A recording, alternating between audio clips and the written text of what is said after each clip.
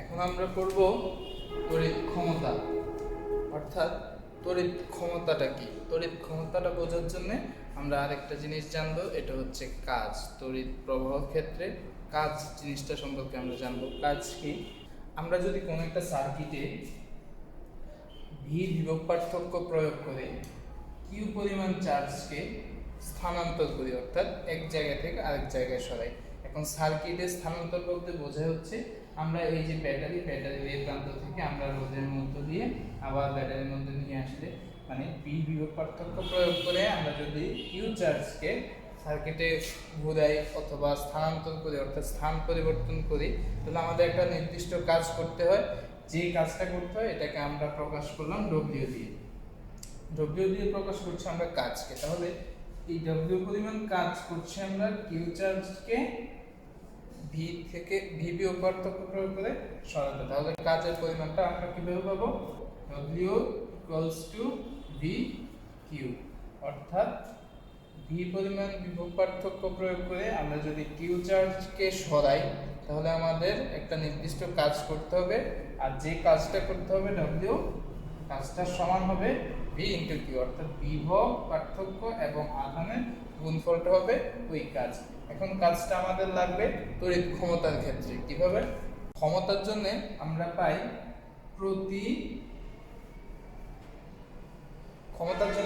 ক্ষমতার একক পাই পি, অর্থাৎ ক্ষমতার সংখ্যাটা আমরা জানি প্রতি একক সময়ে যে পরিমাণ কাজ করে। ডিভাইসগুলোর ক্ষমতা বের করব কিভাবে? সময় দিয়ে আমরা, সময় আর কাজের মাধ্যমে, অর্থাৎ একক সময়ে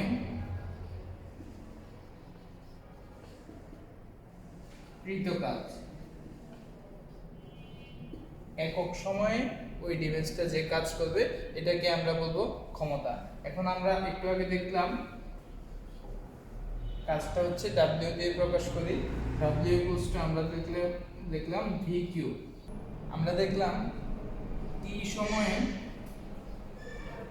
আমাদের কাজ হচ্ছে ডব্লিউ পরিমাণ, অর্থাৎ ডব্লিউ জুল। টি সময় আমরা ডব্লিউ জুল কাজ করছি। তাহলে আমরা একক সময়, অর্থাৎ এক একক সময়ে আমাদের কাজ হবে W by T joule per second. এটাকে আমরা প্রকাশ করছি আবার ক্ষমতা হিসেবে।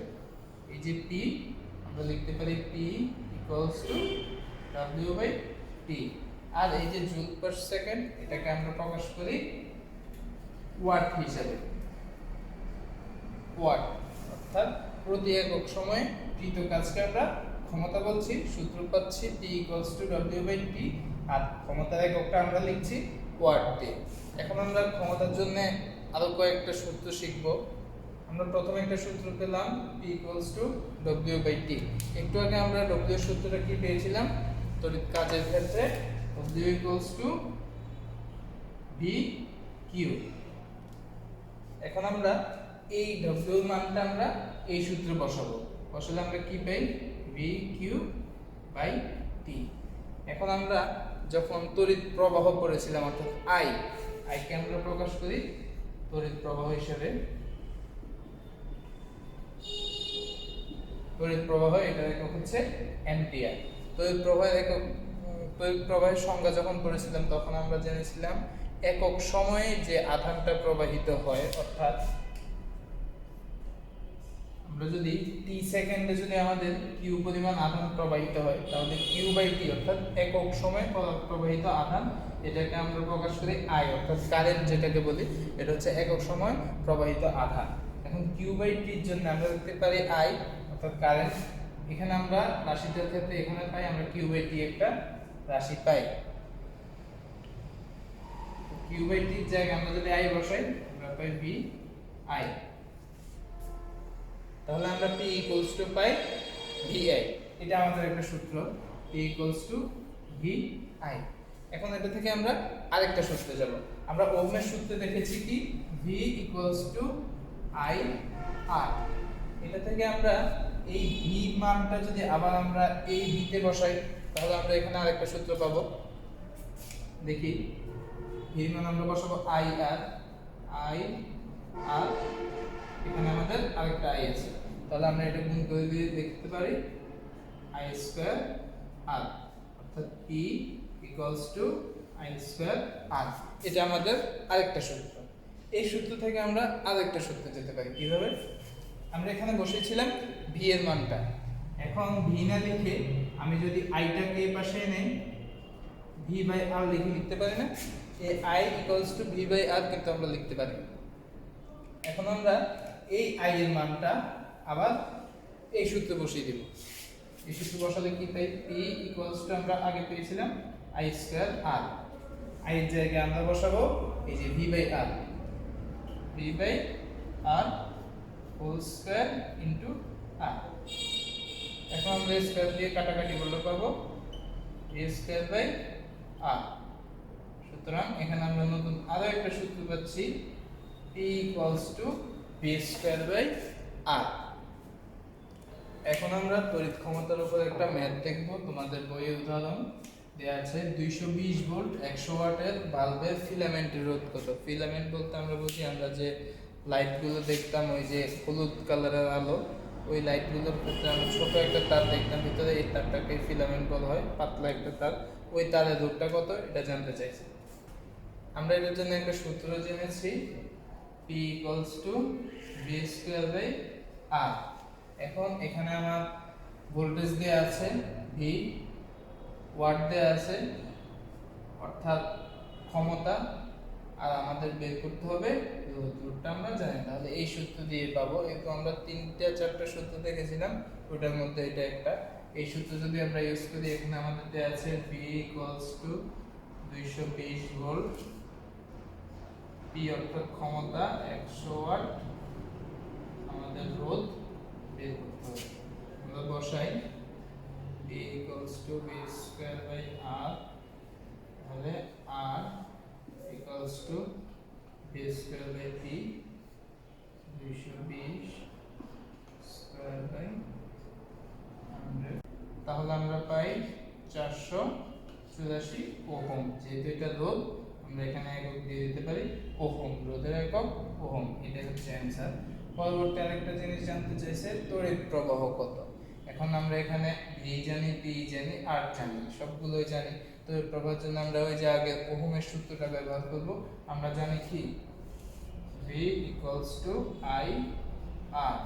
এখানে ভি আমাদের দেয়া আছে 220 ভোল্ট, আর দেয়া আছে আমাদের 484 ওহম। আমরা জাস্ট আইটা বের করব। আই বের করতে আমরা কি করব? আইটা আমার এই পাশে আনলাম, I equals to V by R. আমরা এখানে মান বসাবো। ভির মান দেয়া আছে 220 ভোল্ট, রোধের মান দেয়া আছে আমাদের 400, রোধের মান দেয়া আছে আমাদের 484 ওহম। এখানে যেহেতু আমরা আই বের করছি, আমরা জানি আই এর একক কিন্তু অ্যাম্পিয়ার, যেটাকে আমরা এ দিয়ে প্রকাশ করি। এখন আমাদের এখানে যে অ্যানসার, আমাদের এখানে যে অ্যানসারটা বের হবে, এটাকে আমরা এ দিয়ে প্রকাশ করব। এটাকে আমরা ভাগ করলে পাবো 0.45 অ্যাম্পিয়ার। এটা যেহেতু কারেন্ট আই, এজন্য আমরা একক দিয়ে দিলাম কি অ্যাম্পিয়ার। আমরা আরেকটা ম্যাথ করে ফেলবো তড়িৎ ক্ষমতার উপরে। প্রশ্ন হচ্ছে 60 ওয়াটের একটি বাল্ব প্রতিদিন 5 ঘন্টা করে 30 দিন জ্বালালে কত তড়িৎ শক্তি ব্যয় হবে? দ্বিতীয় প্রশ্ন হচ্ছে প্রতি ইউনিট মূল্য 10 টাকা হলে বিদ্যুৎ বিল কত? প্রথম ম্যাথটা আমরা করব। এখানে আমাদের কি কি দেয়া আছে আগে লিখে নিব। আমাদের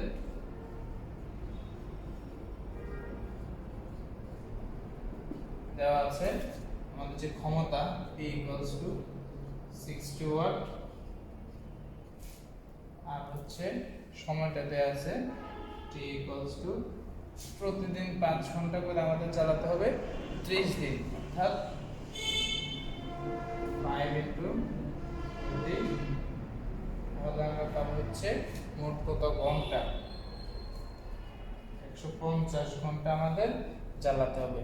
এখন আমরা জেনেছিলাম W ইকুয়ালস টু PT, অর্থাৎ T সময়ে W পরিমাণ কাজ করলে আমাদের ক্ষমতা হবে P। এখান থেকে আমরা P পাবো P equals to W by T। এখন আমরা যদি এখানে দেখি এই যে টিটা আছে, এই টিটার একক থাকবে সবসময় সেকেন্ডে, W এর একক হবে সবসময় জুল। এখন আমরা যেহেতু এখানে ঘন্টা পেয়েছি, আমাদের বের করতে হবে W by W equals to PT। তাহলে আমরা ঘন্টাকে নিয়ে যাব এখন সেকেন্ড এককে। সেকেন্ড নিতে আমরা জানি এই যে 150 এটা হচ্ছে ঘন্টা ইনটু 60, এখন হয়ে গেল এটা মিনিট।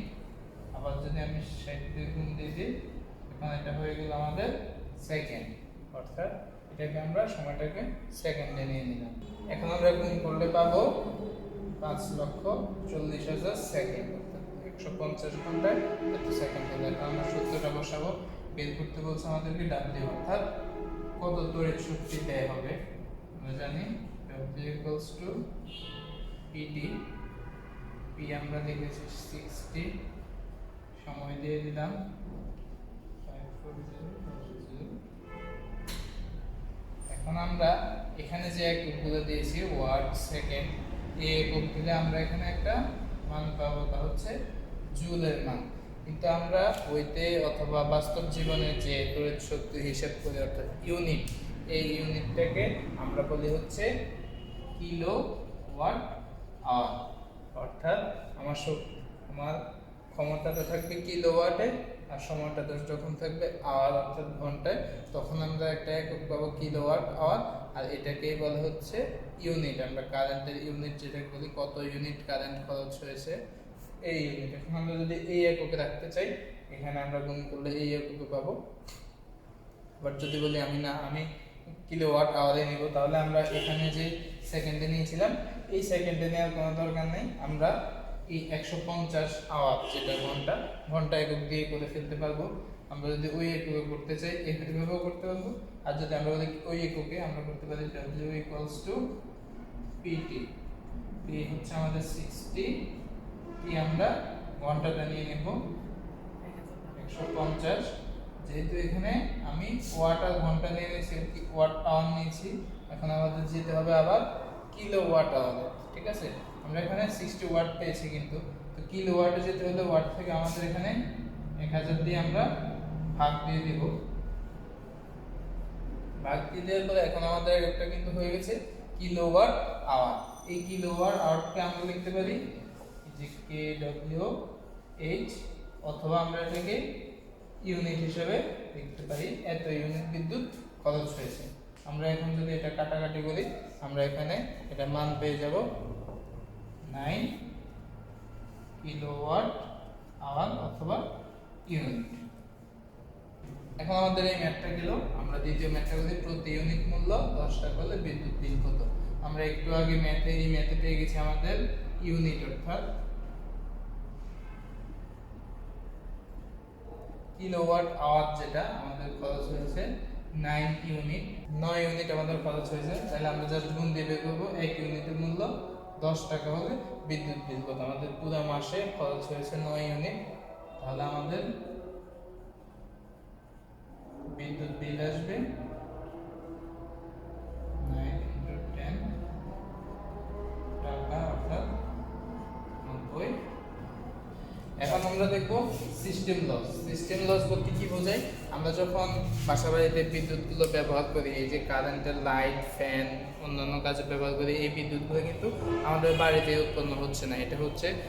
এটা সরাসরি আমাদের জাতীয় গ্রিড থেকে সরবরাহ করা হচ্ছে। এখন এটা হচ্ছে অনেক লেন্দি একটা প্রসেস। মনে করো আমাদের এখান থেকে 10, 20, 100 অথবা অনেক কিলোমিটার দূরে আমাদের গ্রিড থেকে বিদ্যুৎটা আসতেছে। কিসের মাধ্যমে আসতেছে? তারের মাধ্যমে আসতেছে। তাদের মাধ্যমে যখন আসতেছে, এখানে আমাদের কিছু সিস্টেম লস হচ্ছে। এখন সিস্টেম লসের ক্ষেত্রে আমরা দেখি তাদের মধ্য দিয়ে যখন কারেন্টটা আসতেছে, আমরা প্রত্যেকটা জিনিসেরই একটা রোধ আছে, আমরা আগেই বলেছিলাম। যদিও এটা রোধটা খুবই নগণ্য, যেটাকে আমরা তেমন একটা ধরি না, তো তার খুবই নগণ্য হলেও একটা রোধ আছে। তো কারেন্ট যখন এই রোধের মধ্য দিয়ে যাচ্ছে, এটার সাথে একটা সংঘর্ষ হচ্ছে, এখানে একটা তাপ উৎপন্ন হচ্ছে। এই যে তাপ শক্তি, বিদ্যুৎ শক্তি থেকে শক্তিগুলো তাপ হিসেবে বের হয়ে যাচ্ছে, এটা আমরা কিন্তু পাচ্ছি না, সেম পরিমাণ বিদ্যুৎটা পাচ্ছি না। এই জিনিসটাকে আমরা বলছি সিস্টেম লস। এটাকে আমরা কিভাবে দেখাতে পারি? সিস্টেম লসটাকে এই যে তাপ শক্তি যেটা আমরা বের করব, এর সূত্রটা হবে I²R, অর্থাৎ এটার মধ্যে দিয়ে প্রতি সেকেন্ডে I²R পরিমাণ তাপ উৎপন্ন হচ্ছে যখন কারেন্টটা বিদ্যুৎ লাইনের অথবা বিদ্যুৎ সরবরাহ লাইনের মধ্যে দিয়ে আসছে, তখন I²R পরিমাণ তাপ উৎপন্ন হচ্ছে প্রতি সেকেন্ডে। এই তাপটাই আমাদের অপচয় হিসেবে ধরা হচ্ছে, এটাকে আমরা বলছি সিস্টেম লস। এখানে যদি আমরা সময় অ্যাড করে দিই, আমাদের এখান থেকে এখানে এত এত সময় ধরে কারেন্ট প্রবাহটা চলছে, এখানে তাপ কত উৎপন্ন হচ্ছে, আমরা এখানে লিখতে পারি I²R T, এভাবে লিখতে পারি। অথবা যদি বলি আমি না, আমার একক সময়ে আমার কত পরিমাণ তাপ উৎপন্ন হচ্ছে অর্থাৎ কত সিস্টেম লস হচ্ছে, তাহলে আমরা লিখতে পারি I²R। এখন আমরা দেখব লোডশেডিং। লোডশেডিং শব্দটার সাথে আমরা সবাই কম বেশি পরিচিত, বিশেষ করে যারা গ্রাম অঞ্চলে থাকে। এই যে গ্রাম অঞ্চলে এই লোডশেডিং জিনিসটা একটু বেশি হয়। শহর অঞ্চলে যেহেতু ইন্ডাস্ট্রি কলকারখানা আছে, ওই দিকে লোডশেডিংটা হয়, কিন্তু তুলনামূলক কম হয় অথবা কম সময় ধরে হয়। লোডশেডিং বলতে কি বোঝায়, আমরা কিন্তু এই যে আমাদের লাইট ফ্যান যেগুলো চলছে অথবা কারেন্ট সরবরাহটা পাচ্ছি, এটা কিন্তু 24 ঘন্টা আমরা অনবরত পাচ্ছি না। কেন পাচ্ছি না? আমাদের যে প্রোডাকশনটা হচ্ছে যখন আমাদের চাহিদার চেয়ে কম হয়ে যাবে, অর্থাৎ আমরা চিন্তা করলাম আমাদের চাহিদা, বিদ্যুতের চাহিদা হচ্ছে এত বড়, কিন্তু আমরা প্রোডাকশন দিতে পারছি এতটুকু, তাহলে এই প্রোডাকশন দিয়ে তো এই চাহিদা পূরণ করা সম্ভব না। তাহলে এখন বিদ্যুৎ সরবরাহকারী প্রতিষ্ঠানগুলো এখন কিভাবে কি করবে? তখন তারা করে কি, যে এলাকায় প্রোডাকশনটা কম, চাহিদাটা বেশি, ওইখানে কারেন্ট সরবরাহটা কিছু কিছু সময় ধরে বন্ধ রাখে। যেমন আমি এখানে 10টা মিনিট কারেন্ট দিলাম, 5 মিনিট অফ রাখলাম। যখন 5 মিনিট অফ রাখছি, এই 5 মিনিট আমি এখানে আমার কারেন্টটা থাকতেছে, বাড়তেছে, এটা আমি আবার আরেক এলাকায় দিলাম। ওই এলাকায় আমি আবার 10 মিনিট কারেন্টটা অফ রেখে আরেক এলাকায় দিলাম। এভাবে সেম কারেন্টটাকে আমি ভাগ করে ওই এলাকাটা পুরোটাতে সরবরাহ করছি। তো এই ক্ষেত্রে আমার কিছু কিছু সময় আমরা কারেন্ট পাই না, দিনের একটা সময় অথবা অনেকবারই লোডশেডিং হতে দেখা যায়। তো এটা পাই না, এটাকে আমরা বলছি লোডশেডিং। এখন আমরা বলবো বিদ্যুতের নিরাপদ ব্যবহার। এই যে বিদ্যুৎ, যেটা আমাদের দৈনন্দিন জীবনে অপরিহার্য, কিন্তু এটা আমরা অনেকভাবে এটার দ্বারা আক্রান্ত হতে পারি, অর্থাৎ এটার দ্বারা কোনো অ্যাক্সিডেন্ট হতে পারে। কি কি হতে পারে? আমরা অনেকে বিদ্যুতের মাধ্যমে শক খেতে পারি, অনেকে ভুল সংযোগের কারণে শর্ট সার্কিট হয়ে আগুন ধরতে পারে, অনেক ক্ষেত্রে আমরা মারা যেতেও দেখা যায়। এখন আমরা কয়েকটা জিনিস দেখব বিদ্যুতের নিরাপদ ব্যবহারের ক্ষেত্রে। প্রথমে আমরা একটা জিনিস দেখব, অপরিবাহক আস্ফলন। অর্থাৎ আমরা যে তড়িৎ লাইনগুলো ইউজ করি, কারেন্ট লাইন, এই লাইনের উপরে আমরা সবসময় দেখি প্লাস্টিকের মতো একটা, তার লাইনটা প্লাস্টিকের মতো দেখা যায়, কিন্তু আসলে এটার ভিতরে রয়েছে তামা অথবা কপার, এসব দ্বারা যে তাদের মেইন ম্যাটেরিয়ালস যেটা, ওইটাকে কভার করার জন্য আমরা প্লাস্টিক অথবা অন্যান্য অনেক অপরিবাহক যেসব পদার্থ যেগুলোর মধ্যে দিয়ে কারেন্ট প্রবাহিত হয় না, এগুলো দিয়ে আমরা মুড়ে এটার মাধ্যমে কারেন্ট প্রবাহিত করে, যাতে কেউ যদি তারটা উপর দিয়ে ধরে তার মধ্যে কোনো শক না খায় অথবা তার শরীরের মধ্যে কোনো কারেন্ট প্রবাহিত না হয়। এরপর আমরা দেখবো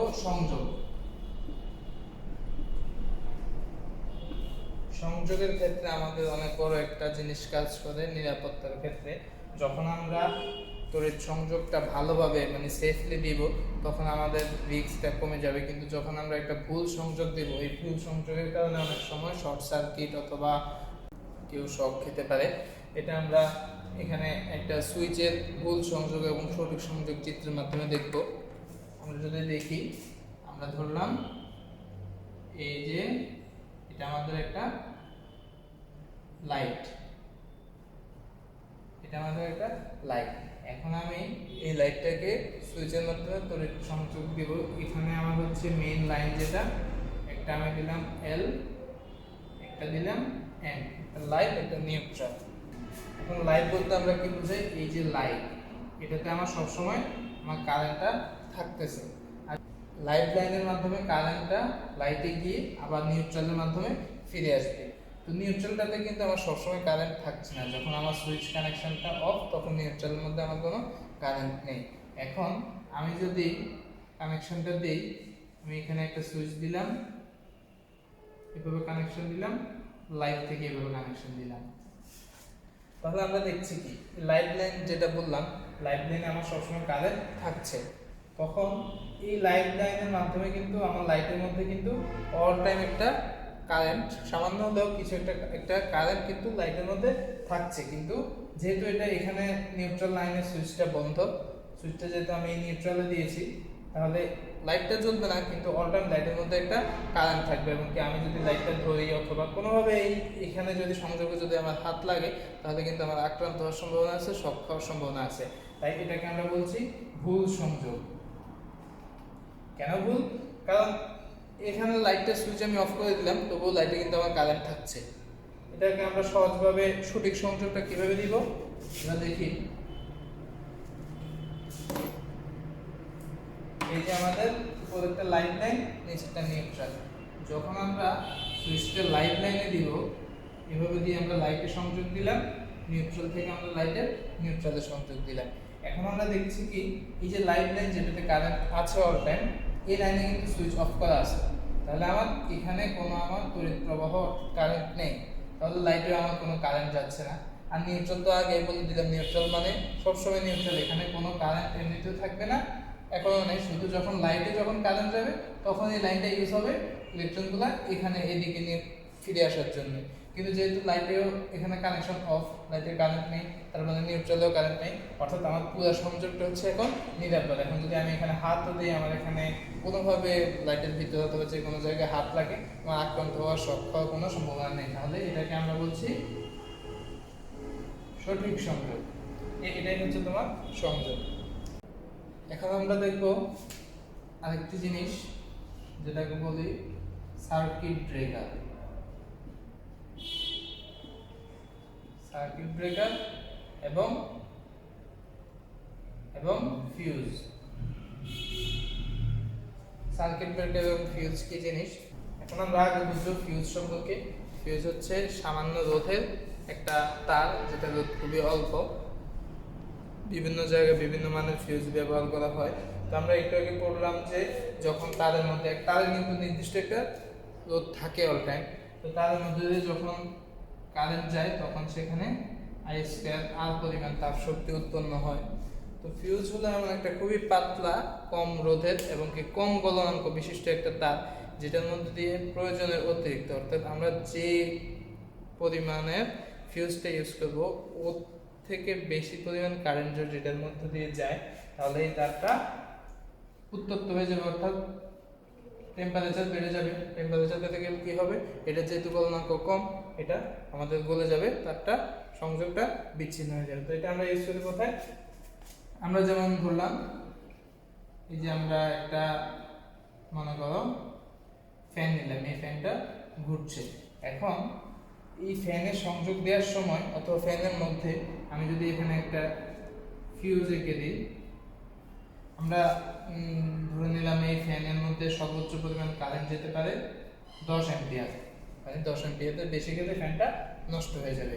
তাহলে আমরা এখানে যদি একটা 9 অ্যাম্পিয়ারের ফিউজ দিয়ে দিই অথবা 10 অ্যাম্পিয়ারের ফিউজ দিয়ে দিই, 9 দিলাম, যে কোনো একটা ফিউজ দিয়ে দিই, তাহলে হবে কি, যখন 9 অ্যাম্পিয়ারের ফিউজ এখানে লাগাবো আমরা, কারেন্ট লাইনের মধ্যে দিয়ে 9 অ্যাম্পিয়ারের বেশি কারেন্ট যখন যাবে, তখন I²R পরিমাণ তাপ শক্তি উৎপন্ন হতে থাকবে।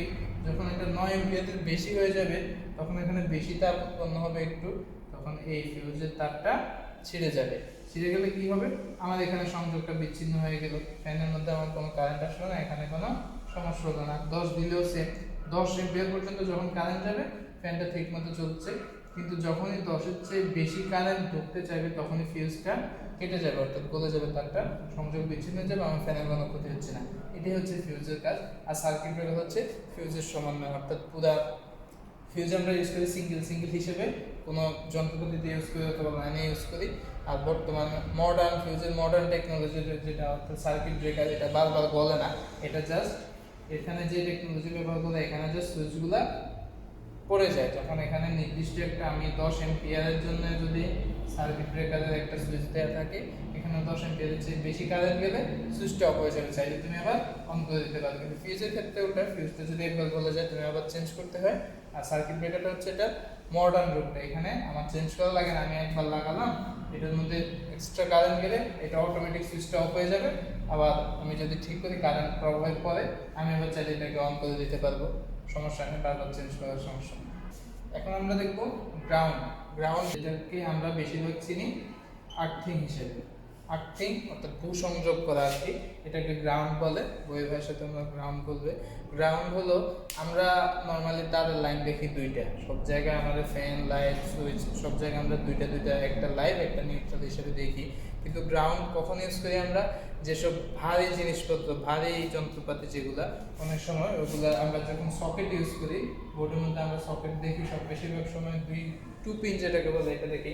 অনেক সময় আমরা সকেট দেখতে পাই যেটা হচ্ছে 3 পিন, অর্থাৎ এখানে একটা লাইভ একটা নিউট্রাল থাকবে আর একটা লাইন থাকে। এটার কাজ আমরা অনেকেই বুঝি না, এটাকে বলা হয়, এই সংযোগটা দেওয়া হয় গ্রাউন্ড। গ্রাউন্ড অর্থাৎ আর্থিং এর জন্য এই জিনিসটা যখন ভূমির সাথে কানেক্ট করা থাকবে, অর্থাৎ আমি এই লাইনটা ভূমির সাথে কানেক্ট করে দিলাম, যখন এই জিনিসের কারেন্টের ওভারফ্লো হলো, অর্থাৎ অতিরিক্ত কারেন্ট হলো, অথবা জিনিসটা আমার বিদ্যুতায়িত হয়ে গেল, অথবা যে কোনোভাবে এখানে আমার তড়িৎ প্রবাহ চলে আসলো, তাহলে এই জিনিসটা নষ্ট হয়ে যেতে পারে। অথবা আমরা যদি এটাকে ধরি তাহলে আমাদের শক লাগতে পারে, অনেক কিছু হতে পারে। তো এটার ক্ষেত্রে করে কি, এটাকে আমি গ্রাউন্ডে যদি একটা সংযোগ দিয়ে দিই, যখন বস্তুটাতে কারেন্ট চলে আসবে তখন সাথে সাথে কারেন্ট আবার মাটিতে চলে যাবে, বিভব এটা কি হয়ে যাবে, কোনো এটা গায়ে আর কোনো কারেন্ট থাকবে না। আমরা যদি ধরিও আমাদের কোনো সমস্যা হবে না। আমরা একটা উদাহরণ দেখি, যেমন আমরা এই মনে করি যে কোনো একটা পাত্র, এটা হচ্ছে এটা ঢাকনা। এখন আমরা এই ঢাকনার সাথে গ্রাউন্ডিং করে দিলাম, অর্থাৎ আর্থিং করে দিলাম, এখানে ঢাকনার সাথে ভূমি সংযোগ করে দিলাম। এখন যেই কোনোভাবে, এটা ইলেকট্রিক একটা ডিভাইস, এখন যেই কোনোভাবে এই জিনিসটা যদি শর্ট সার্কিট হয়ে অথবা যে কোনোভাবে কারেন্টের সাথে সংযুক্ত হয়ে যায়, অর্থাৎ এটার উপরেও আমার কারেন্ট চলে আসে, যেটা আমরা ধরলেই আমাদেরকে শক খাবো অথবা আমাদের ক্ষতি হতে পারে, কোনো একটা অ্যাক্সিডেন্ট হতে পারে। কিন্তু এটা ঢাকনার সাথে অথবা বডির যে কোনো জায়গার সাথে আমি যদি আর্থিং করে দিই, তাহলে হবে কি, যখন এটার গায়ে কারেন্ট চলে আসলো যে কোনো দুর্ঘটনাবশত, কারেন্টের সাথে সাথে আমার ভূমিতে চলে গেল, এটাতে আর কোনো কারেন্ট থাকলো না। আমি যদি এটা ধরি আমার কোনো সমস্যা হলো না, জিনিসটাতে কোনো ক্ষতি হলো না। আমরা এই অধ্যায়ের সর্বশেষ টপিক, যেটার নাম হচ্ছে বাসাবাড়ির বিদ্যুৎ সংযোগ, এটা দেখব। তো বাসাবাড়ির বিদ্যুৎ সংযোগ বলতে আমাদের নর্মাল বাড়িতে আমাদের যে কারেন্ট লাইনটা আছে গ্রিড লাইন থেকে, ওইটা থেকে বাড়িতে যে সংযোগটা দেওয়া হয় এটাকে আমরা বলছি বাসাবাড়িতে কারেন্টের সংযোগ।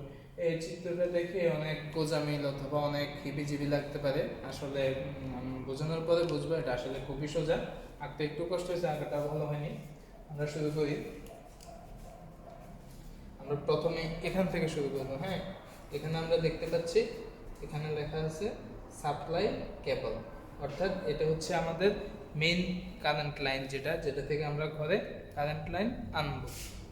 আমরা এখন তিনটা জিনিস সম্পর্কে জেনে নেব। এই যে সবুজ লাইনগুলো দেখতে পাচ্ছ, সবুজ, এগুলোকে আমরা বলছি নিউট্রাল, সেটাতে বর্তমানে সংযোগ ছাড়া এটাতে কারেন্ট থাকবে না।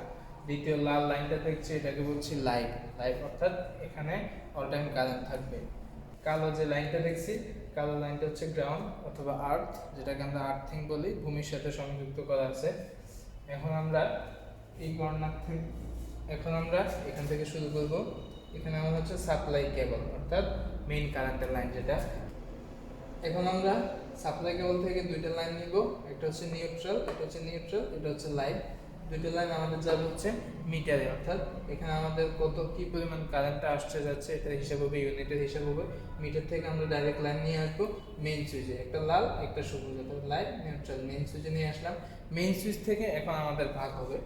এখন আমরা প্রথমে একটা সাইড দেখি, এই যে লাল তারটা দেখি, লাইটটা এটা এখানে গিয়ে এখানে একটা 5 অ্যাম্পিয়ারের ফিউজে ঢুকেছে, এটাকে আমরা বলছি ফিউজ। 5 অ্যাম্পিয়ারের ফিউজে ঢুকলো, এই ফিউজের মাধ্যমে এই লাইনটা এখানে চলে আসলো। এখানে আমরা দেখতে পাচ্ছি একটা সুইচ, এখানে একটা দেখতে পাচ্ছি সুইচ। এখান থেকে আমাদের মেইন সুইচ থেকে আরেকটা লাইন গিয়েছে সবুজ, যেটা হচ্ছে নিউট্রাল লাইন, এটাও আমরা দেখতে পাচ্ছি এদিক দিয়ে এখানে চলে আসলো আবার লাইটের এই প্রান্তে। অর্থাৎ এই দুইটা তারের শাখা, লাল তারটা অর্থাৎ লাইট তারটা ফিউজের মধ্যে দিয়ে একটা লাইট একটা ফ্যানে আসছে, আর নিউট্রাল তারটা ডিরেক্ট অন্য প্রান্তে, লাইটের ফ্যানের অন্য প্রান্তে আসলো। তো এখানে আমরা সুইচ দিলে ঘটনাটা কি হবে, কারেন্টটা এই ফিউজের মধ্যে দিয়ে 5 অ্যাম্পিয়ার ফিউজ, অর্থাৎ 5 অ্যাম্পিয়ারের বেশি কারেন্ট যদি এখানে প্রবাহিত হয় তাহলে আমার ফ্যান বা লাইটের ক্ষতি হতে পারে। তো 5 অ্যাম্পিয়ারের বেশি কারেন্ট আসলে সাথে সাথে ফিউজটা কেটে যাবে, অর্থাৎ কানেকশন অফ হয়ে যাবে, আমার লাইট ফ্যানের কোনো ক্ষতি হবে না। তাহলে কারেন্টটা এখান দিয়ে লাইট ফ্যানে আসলো আর নিউট্রাল দিয়ে আবার কারেন্টটা এদিক দিয়ে ফিরে গেল। তাহলে এভাবে আমার লাইট ফ্যানগুলো চলছে। এখন আমরা এই তার একটা শাখা দেখতে পাই, এই লাইট তারটা এখানে 30 অ্যাম্পিয়ারের মধ্যে দিয়ে এখানে একটা জায়গা আসলে এটার নাম দিয়েছি আমি সকেট, অর্থাৎ আমাদের ঘরের যত ধরনের সকেট আছে সবগুলো সকেটে আমি এখানে কানেকশন দিলাম। এখানে আমরা 3 পিন সকেট ইউজ করছি। নর্মালি ভারী জিনিসপত্রের ক্ষেত্রে আমরা 3 পিন সকেট ইউজ করি, যে এই কারণে এখানে 30 এম্পিয়ার দেওয়া হয়েছে। অর্থাৎ 30 এম্পিয়ারের চেয়ে বেশি কারেন্ট যদি এখানে আসতে চায় তাহলে এই ফিউজটা কেটে যাবে, আমার কানেকশন হয়ে যাবে, আমার জিনিসপত্রের কোনো ক্ষতি হলো না। আমরা নিউট্রাল তারটা দেখি, এই তারটা এখান থেকে আবার আরেকটা শাখা এখানে সকেটের অন্য একটা প্রান্তে আসছে। এখানে সকেটগুলোতে কীভাবে লাইনগুলো আমরা দেখি, এই যে লাইট তারের একটা অংশ সকেটের একটা পোর্টে গেল আর নিউট্রাল তারের একটা অংশ আরেকটা পোর্টে গেল। তাহলে এই উপরে একটা আমাদের কিন্তু খালি আছে না, এই পোর্টটা, এখানে আমরা কি সংকেত দিয়েছি, আমরা দেখতে পাই এখানে একটা কালো তার ঢুকেছে। এই যে পুরো সকেট সবগুলোর ক্ষেত্রে আমাদের একটা কালো তার, এই যে সকেটের উপরের একটাতে পোর্টটাতে এখানে একটা কালো তার, এটা গিয়েছে কোথায় আমরা দেখতে পাই, এটা হচ্ছে গ্রাউন্ড, অর্থাৎ আর্থিং করা আছে। অর্থাৎ এই কালো তারগুলোর মাধ্যমে আমাদের এখানে ডিভাইসে যদি অতিরিক্ত কারেন্ট চলে আসে অথবা এই ডিভাইসটা যদি শর্ট সার্কিটের মাধ্যমে এখানে যদি ডিভাইসে কারেন্ট চলে আসে তাহলে এই আর্থিং লাইনের মাধ্যমে ডিভাইসটা সম্পূর্ণ সেফ হয়ে যাবে, অর্থাৎ কারেন্টগুলো গ্রাউন্ডে চলে যাবে। এরপরে আমরা আবার দেখি এই লালটা আরেকটা শাখা এখানে গেল 15 অ্যাম্পিয়ারের একটা ফিউজের মধ্যে দিয়ে, এখানে আমরা লিখেছি কুকার, অর্থাৎ প্রেসার কুকার হতে পারে, যে কোনো একটা কুকার, মানে একটা ডিভাইস ধরেছি। এখানে আমরা 15 অ্যাম্পিয়ার ধরেছি, 15 অ্যাম্পিয়ারের চেয়ে বেশি কারেন্ট যদি যায় এই ফিউজটা কেটে যাবে। জিনিসটা আমার সেফ থাকলো, 15 অ্যাম্পিয়ারের বেশি জ্বললে এখানে ক্ষতি হতে পারতো। ফিউজ না কাটলে আমরা নর্মালি এখানে 15 অ্যাম্পিয়ার কারেন্ট আসবে, আর এখানে যে নিউট্রাল লাইনটার শাখা দেখতে পাচ্ছি এখানে কুকারের নিউট্রাল লাইনটা চলে আসলো, এইভাবে এটা চলবে। এরপর আমরা গ্রাউন্ডিং অর্থাৎ আর্থিং এর ব্যাপারটা দেখি। এখানে আমার এটা হচ্ছে আমরা জানি ভূ সংযোগ চিহ্ন অর্থাৎ গ্রাউন্ডের চিহ্ন। এটার মাধ্যমে আমার এই যে সকেটগুলোর 3 পিনের সকেটগুলোর উপরের পিনটা আমার গ্রাউন্ডিং করা আছে, আর আরেকটা শাখা এখান দিয়ে এই পুরা 3টা ফিউজ প্লাস মেইন সুইচ সহ আমরা এখানে গ্রাউন্ডিং করে দিয়েছি। অর্থাৎ এখানে যদি কোনো ধরনের দুর্ঘটনা ঘটে অথবা কোনোভাবে যদি এখানে অতিরিক্ত কারেন্ট এসে যায় তাহলে এটা আমার গ্রাউন্ডে চলে যাবে, আমার ঘরের অথবা মেইন সুইচের কোনো ক্ষতি হলো না। এটাই ছিল তোমাদের বাসা বাড়িতে বিদ্যুৎ সংযোগের যে চিত্রটা দেওয়া আছে বইতে, এটার ব্যাখ্যা।